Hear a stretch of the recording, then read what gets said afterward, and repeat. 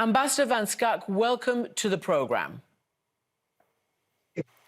Thank you. Can I just ask you to start with Syria, because we are getting more and more complaints that actual, illegal non-intervention essentially is happening, that Bashar Assad is not allowing humanitarian access despite international law.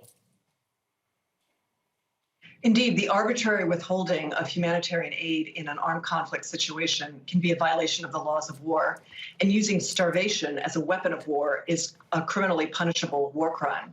Here we have a situation in which it seems that President Assad is limiting the ability of this region to receive humanitarian aid. And of course, this is a region that is largely controlled by rebel groups and opposition groups, which suggests that this is by design. And he has complained, and his government is saying it's all because of sanctions imposed by the international community. But we've been told by US government, John Kirby, just on Friday, that there are exemptions and that sanctions do not limit humanitarian aid, especially in these circumstances. Is that correct, Ambassador? Indeed, sanctions regimes have waivers within them for the provision of genuine humanitarian aid, and this would include food, medical care, et cetera, especially in a crisis situation as we have here. The problem is really that during the period in the Security Council, there were 3 pathways to provide aid to Syria during the conflict. Russia then vetoed those resolutions. So now there was only one route to provide humanitarian aid. That route has now been damaged by the earthquake. And so in order to force the provision of humanitarian aid, we would need a new Security Council resolution to create a new pathway. And the fear is, of course, that Russia will veto that again in support of its client state, Syria. So, Ambassador, this obviously leads me into the important, well, the equally important conversation about holding Russia accountable for crimes inside Ukraine. But if you can't even get Russia in its diplomatic capacity to allow basic humanitarian aid into Syria, what hope do you have of holding them accountable for the direct accusations of war crimes and crimes against humanity? Indeed, there are now 3 pathways to justice that are operational. Number 1 is the courts in Ukraine. And as you mentioned, there's more than 65,000 incidents of war crimes and other potential atrocities that have been registered. The courts there are operational. There are war crimes teams. The international community, including the United States, have been funding the provision of experts who have come from the world's war crimes tribunals to assist the prosecutor general in this incredible challenge. Pathway number 2 is the International Criminal Court, also currently seized of this situation because Ukraine has consented to the exercise of jurisdiction. And then finally, you have European courts and legal authorities that are starting investigations, working through a joint investigation team, sharing information and strategies in order to be able to bring charges when perpetrators come within their jurisdiction. This, however, is the major challenge. As perpetrators remain in Russia, it will be very difficult for many of these justice pathways to operate unless in absentia trials are allowed. But none of these efforts require the consent of Russia, and so all of these investigations are moving forward.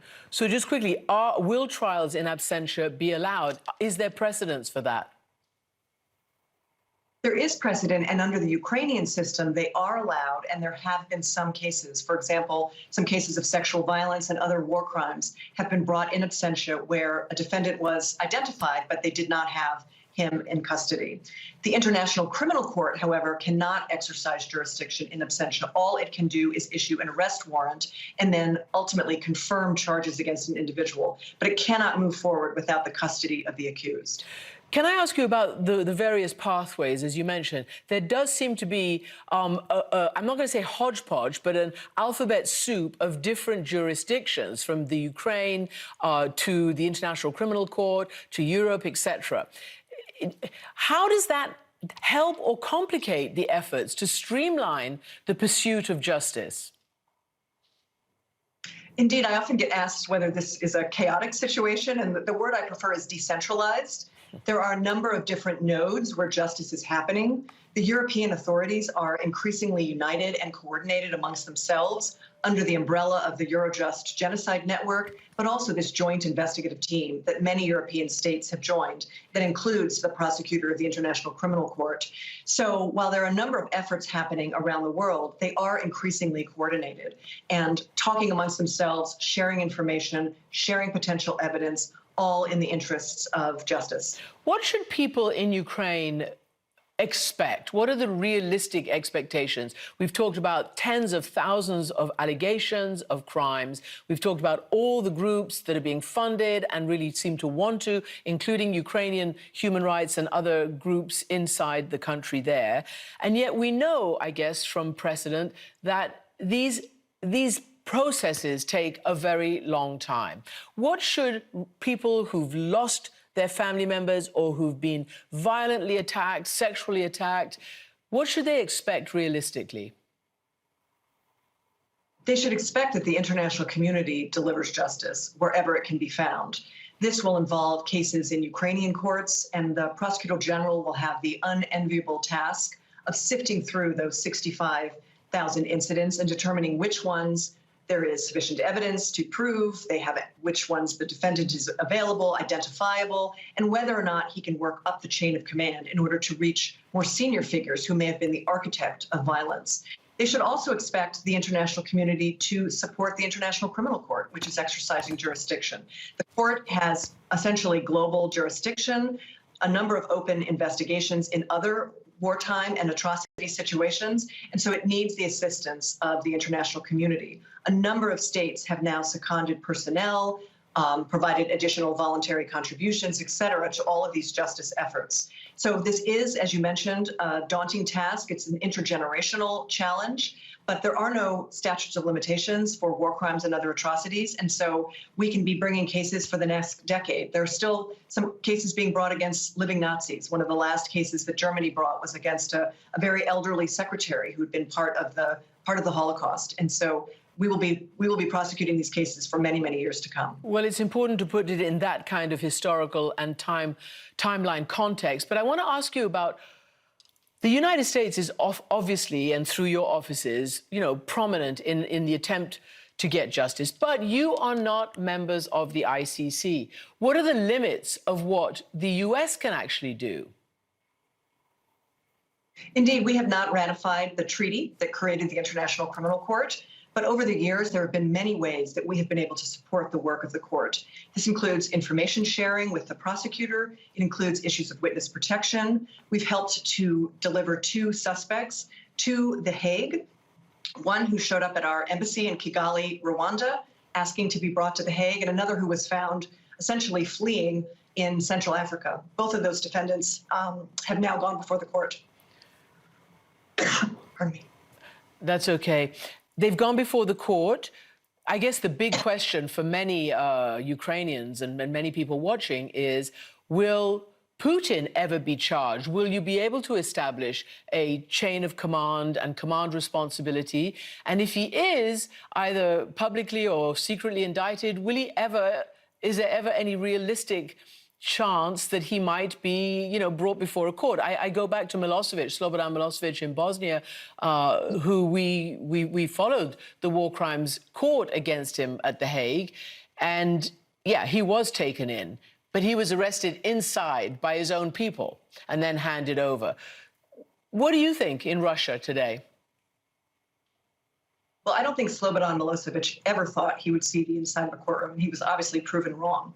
This will take time. There may require a political transformation within Russia such that he is no longer in power. This may involve finding jurisdiction over lower-level individuals first. We've seen a fair amount of schisms happening within the defense infrastructure of Russia, various generals being moved around as the strategic blunder of this war becomes more and more apparent, and that Russia fails to perform on the battlefield and, in fact, is performing quite poorly, and it has been associated with atrocities literally everywhere that Russia's forces have been deployed. And so some of these individuals may either be tossed out of the country or they may decide to leave on their own. or risk falling out of a window, for example, as we've seen. So eventually, courts will get jurisdiction over these perpetrators. And your mention of command responsibility is important because prosecutions can be brought against the direct perpetrators, but also against individuals up the chain of command who knew or should have known that their subordinates were committing abuses and who failed to take the necessary steps to either prevent those abuses or to prosecute those individuals after the fact. And so Putin could be prosecuted as a direct perpetrator for ordering these offenses or under this doctrine of command responsibility.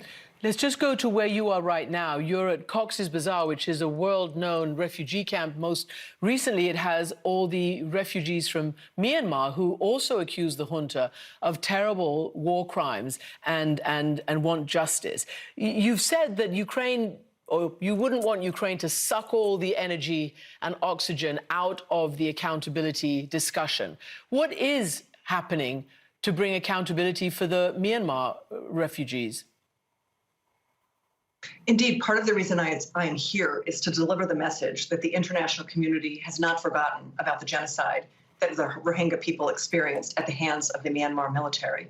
Indeed, I'm at the largest refugee camp in the world. Upwards of 1 million individuals are here fleeing genocide in neighboring Myanmar. I met today with survivors and with their advocates, and every single one of them spoke about the importance of justice. There are, as in Ukraine, multiple different pathways to justice. There is a case that has been opened at the International Criminal Court because Bangladesh is a member of that statute. And so crimes of deportation that involve the crossing of an international border can be brought before the International Criminal Court. But also the Gambia, which is a West African nation, has brought suit against Myanmar for state responsibility for genocide under the Genocide Convention. That case is moving forward, and one of the women with whom I spoke had traveled to The Hague in order to support that case.